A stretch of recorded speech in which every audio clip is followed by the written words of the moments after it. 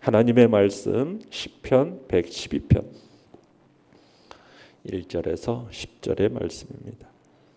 시편 112편 1절에서 10절의 말씀 우리 한 목소리로 같이 읽도록 하겠습니다. 시작.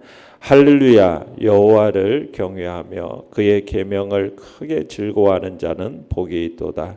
그의 후손이 땅에서 강성하며 정직한 자들의 후손에게 복이 있으리로다. 부와 재물이 그의 집에 있음이며 그의 공의가 영원히 서 있으리로다. 정직한 자들에게는 흑암 중에 빛이 일어나나니 그는 자비롭고 긍휼이 많으며 의로운 이로다. 은혜를 베풀으며 구워주는 자는 잘 되나니 그 정의로 행하리로다. 그는 영원히 흔들리지 아니하며 의인은 영원히 기억되리로다. 그는 흉한 소문을 두려워하지 아니하며 여호와를 의뢰하고 그의 마음을 굳게 정하였도다. 그의 마음이 견고하여 두려워하지 아니할 것이라. 그의 대적들이 받는 보응을 마침내 보리로다. 그가 재물을 흩어 빈궁한 자들에게 주었으니 그의 의가 영구히 있고 그의 뿔이 영광 중에 들리리로다. 악인은 이를 보고 한탄하여 이를 갈면서 소멸되리니 악인들의 욕망은 사라지리로다. 아멘. 오늘 말씀의 제목은 악인은 의인을 이길 수 없다라는 제목으로 말씀을 나눕니다. 오늘 보게 되는 112편의 이 시는 하나님을 경외하는 사람들이 삶 속에서 누리는 그 하나님의 영광스러운 복, 그 복에 대한 이야기를 노래하고 있습니다. 이 시에서 주목해야 할 부분은 인간을 복되게 하시고 삶을 은혜롭게 변화시켜 가시는 분이 바로 하나님이시다라는 것을 우리가 보게 됩니다. 자, 내용 관찰 문제 1번을 보시면 시인은 하나님을 경외하는 자들이 어떤 복을 받는다라고 노래를 합니까? 자, 하나님께서 하나님을 경외해서 그의 계명을 크게 즐거워하는 자들에게 뭘 주신다고 얘기를 하고 있습니까? 3절에서는 부와 재물을 주신다. 그러면서 강성하게 하실 것을 노래하고 있습니다. 그런데 그 후손이 2절에서 강성해지는데 그 복이 자신만이 아니죠. 그 후손들에게까지도 이어질 거다. 이렇게 말씀을 하고 있어요. 자, 1절에서 3절을 다시 한번 읽어봅니다. 시작. 할렐루야. 여호와를 경외하며 그의 계명을 크게 즐거워하는 자는 복이 있도다. 그의 후손이 땅에서 강성하며 정직한 자들의 후손에게 복이 있으리로다. 부와 재물이 그의 집에 있으며 그의 공의가 영구히 서 있으리로다. 자, 하나님을 경외하는 자, 그렇죠? 하나님의 계명을 크게 즐거워하는 자에게 주시는 복, 그 복에 대한 이야기인데, 근데 이 복이 마치 육적이고 물질적인 복에 이렇게 국한되는 것처럼 우리가 생각할 수도 있습니다. 여기서 볼 때는 마치 부와 재물, 그러면서 후손이 강성해진다. 이런 식의 얘기는 마치 육적이고 물질적인 복을 받은 사람은 하나님의 복을 받은 사람이고, 마치 그렇지 못한 사람은 하나님을 경외하지 않아서 축복을 받지 못한 것은 아닐까, 이렇게 생각할 수도 있는데 이건 매우 잘못된 생각입니다. 구약 성경에서는 하나님의 이런 복의 개념이 당시 사회적인 어떤 통념의 개념이기도 하거니와 아직은 성령께서 이 이스라엘 백성들의 마음 속에 충분하게 들어오셔서 그들에게 어떤 정신적인 상태가 아직은 발달되지 않은 유아적인 상태예요. 우리가 유아 아이들에게 무엇을 설명할 때 뭘로 설명을 해줍니까? 시청각 자료를 가지고 그 아이들에게 설명을 해주듯이 그 아이들에게 말로만 해가지고는 잘 알아듣지를 못하잖아요. 그러니까 이 구약 시대는 아직 이 신앙적으로 유아기적인 상태예요. 아직 정신세계가 발달되지 못했다는 얘기입니다. 그러다 보니까 이들에게 이제 복의 개념을 설명을 할 때 육적이고 물질적인 부분에서 근거해서 설명할 수밖에 없었다라는 겁니다. 그래서 구약에 언급되는 복들은 주로 육적이고 물질적인 부분이 다분히 가지고 있잖아요. 그거 이유가 아직은 성령께서 그들 안에 충만함으로 역사하지 않았기 때문에 그들의 정신적인 세계를 감안해서 육적이고 물질적인 부분으로 설명을 한 거예요. 그러나 신약 시대에 와서는 이제 영적이고 신령한 부분에 대한 이해가 이제는 우리가 잘하게 되었다라는 거예요. 그래서 이제 복의 의미를 영적인 육적 물질적 의미로 설명하기보다는 이제는 영적인 의미로 생각할 수 있는 그런 영적인 자람이 일어났기 때문에 이제는 그저 물질적이고 육적인 부분으로 설명하는 것이 아니라 신약 시대는 영적인 부분으로 이제 그 복에 대한 이해를 이제 하게 되어진 겁니다. 그래서 신약 시대를 볼 때는 뭐냐면 고난당하고 핍박당하는 것조차도 하나님의 복 이렇게 생각할 정도로 이제 그렇게 개념을 이야기하게 되는 거예요. 그러니까 오늘 우리가 보게 되는 여기서 그의 후손이 땅에서 강성해지고 또 그 다음에 부와 재물이 그 집에 가득해져야 마치 저 사람이 하나님을 경외하고 그의 계명을 크게 즐거워하는 사람이다 이렇게 이해하는 것. 오늘날 이 시대와 똑같이 이해하는 것은 그것은 아니다라는 거예요. 그건 잘못된 거라는 거죠. 하나님이 당신을 경외하는 자에게 주고시고자 하는 궁극적인 복, 진정한 복은 무엇이겠습니까? 구원이고 영생의 복입니다. 그 복을 이제 우리에게 주실 것을 얘기를 하는 거죠. 자, 그 다음에 4절에서 6절을 한번 읽어보겠습니다. 시작. 정직한 자들에게는 흑암 중에 빛이 일어나나니 그는 자비롭고 긍휼이 많으며 의로운 이로다. 은혜를 베풀며 꾸어주는 자는 잘되나니 그 정의로 행하리로다. 그는 영원히 흔들리지 아니하며 의인은 영원히 기억되리로다. 자, 정직한 자들에게는 흑암 중에 빛이 일어난다 이렇게 얘기하고 있죠. 자, 흑암이라는 것은 환난 또는 아무런 소망의 빛도 볼 수 없는 심각한 위기 상황을 상징하는 게 바로 흑암입니다. 그의 대조적으로 흑암과 대조적으로 빛을 얘기하고 있지 않습니까? 빛이라는 건 무엇이겠어요? 소망과 구원, 도움을 상징하고 있는 거죠. 그러니까 시인은 정직한 자는 환난과 심각한 위기 상황 가운데 처했다 할지라도 뭐 하게 될 것이다? 구원을 얻을 수 있게 될 것을 말하고 있는 겁니다. 그러니까 정직한 자는 누구예요?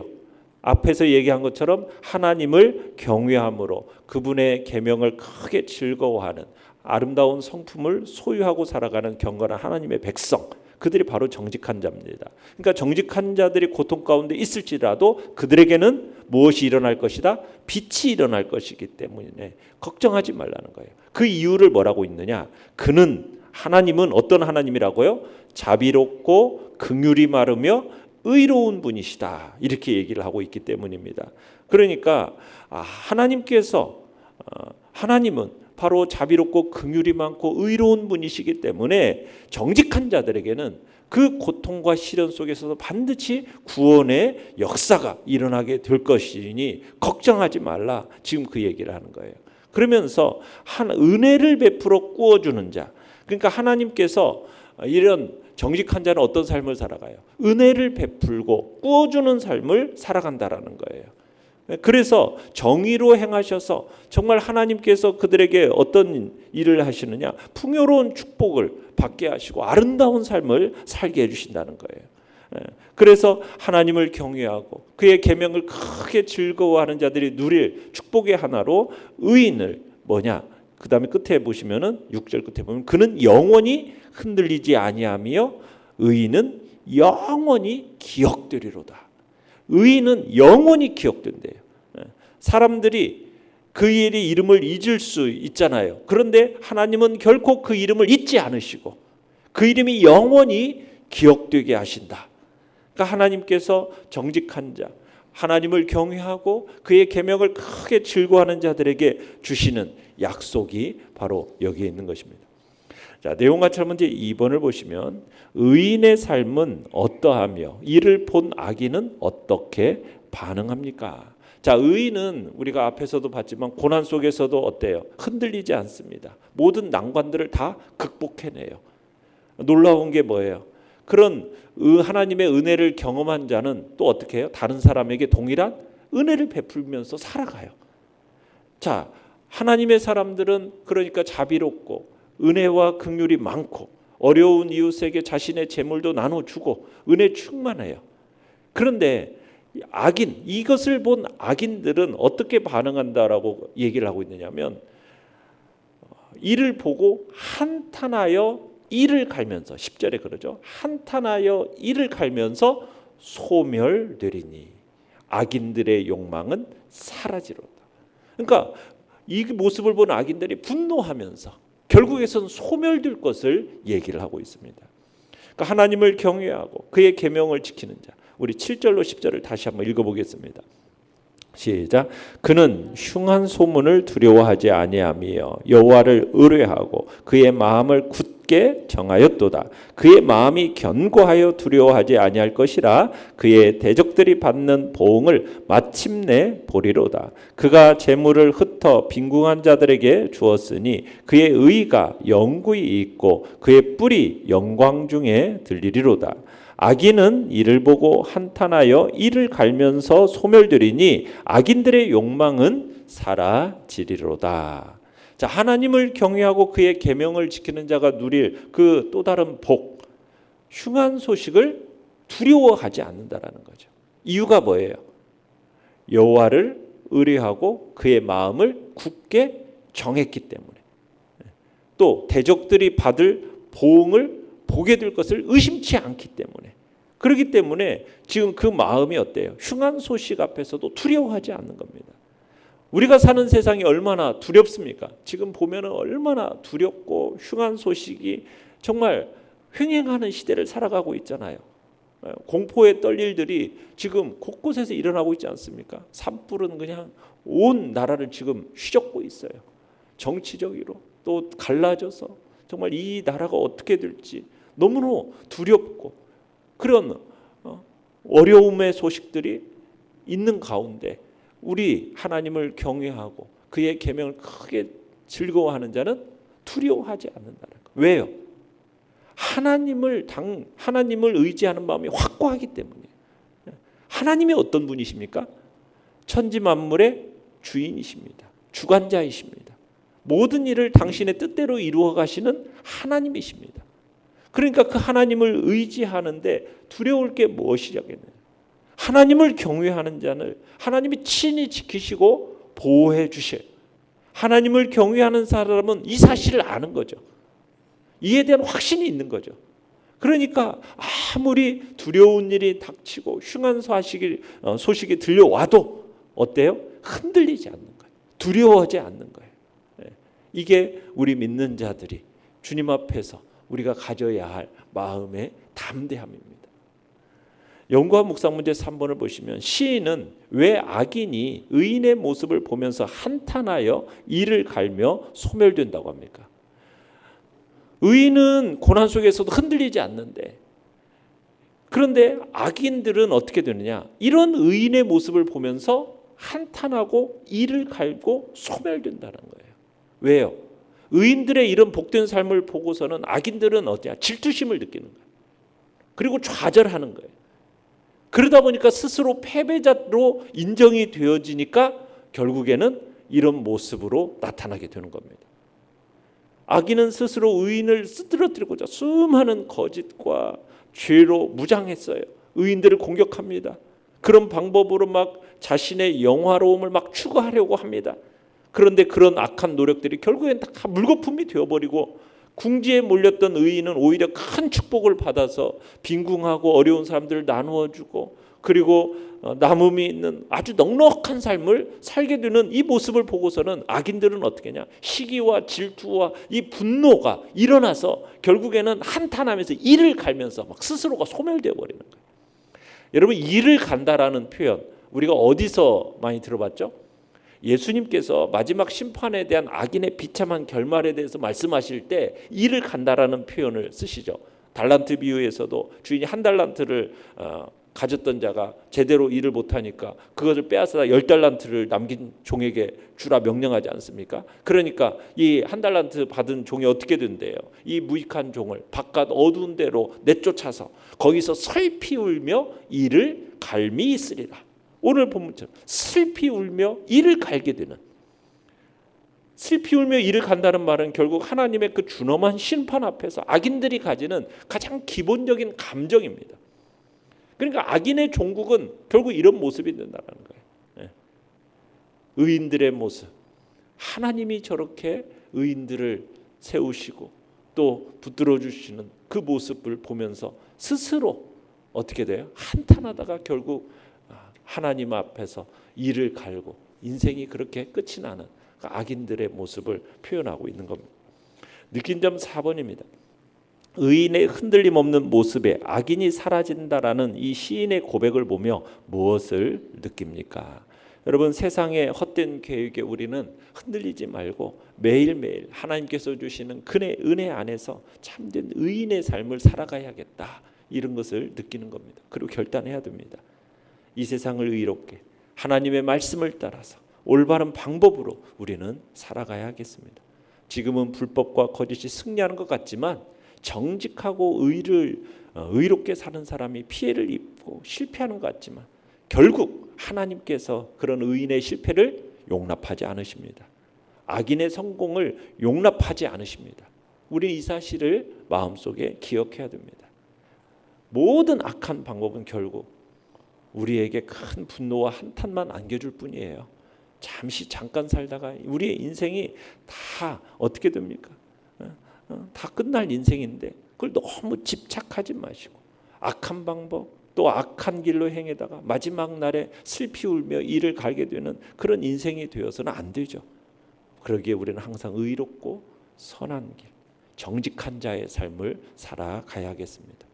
하나님에 대한 바른 태도, 하나님의 말씀에 대해서 크게 즐거워하고 그 말씀을 준행하는 그 삶, 그 삶에 의해서 우리의 인생의 행로가 달라지는 겁니다.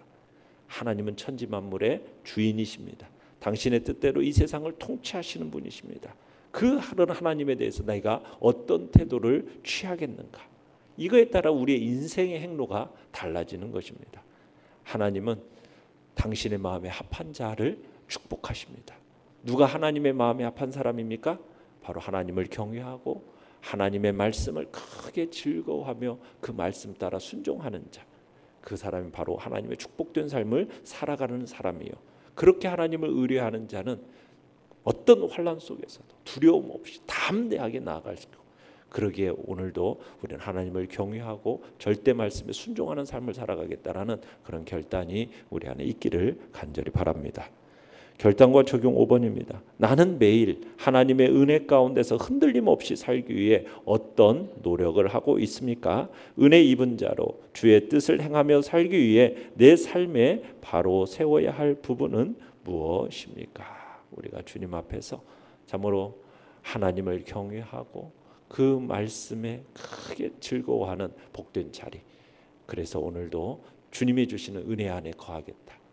특별히 내 마음에 우리의 삶에 다가오는 그 환난과 시련에 대해서 두려움 없이 담대하게 정말 하나님이 다스리셔서 마침내 우리에게 어떤 축복으로 안겨주실지에 대한 기대와 소망으로 오늘도 승리하는 복된 자리에 우리 모두가 있기를 간절히 바랍니다. 오늘의 기도 같이 읽겠습니다. 시작. 하나님을 경외하는 자로서 받은 은혜를 이웃에게 나누며 살게 하소서. 아멘.